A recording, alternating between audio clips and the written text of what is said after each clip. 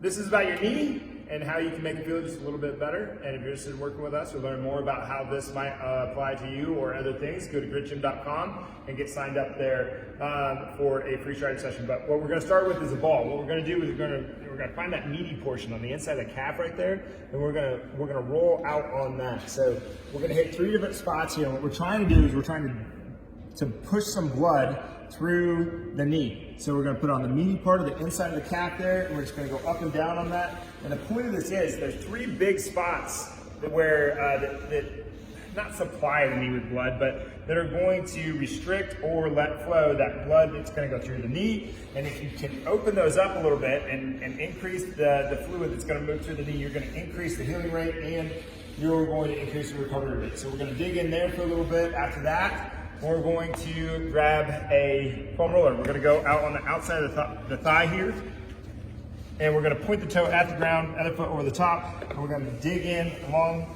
the edge of the quad. Now, a lot of people think that you're digging on your IT band here. Your IT band is a ligament. I don't know how much you're getting into your IT band, but we're really going for that muscle out there on the edge.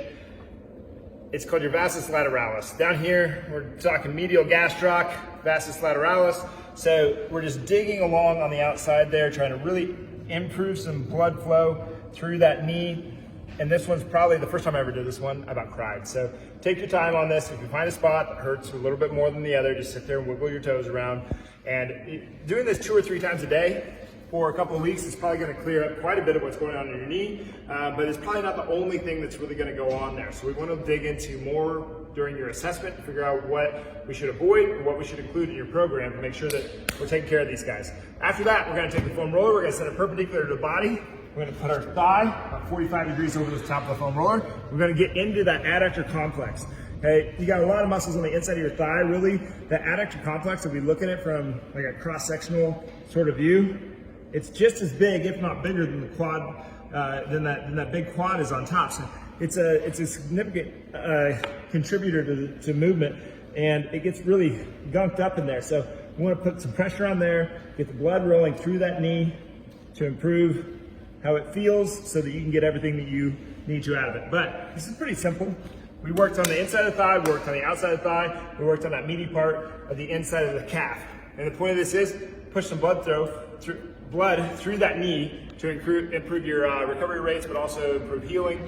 And is that a cure? No, it's probably not going to cure. For some people, it definitely will.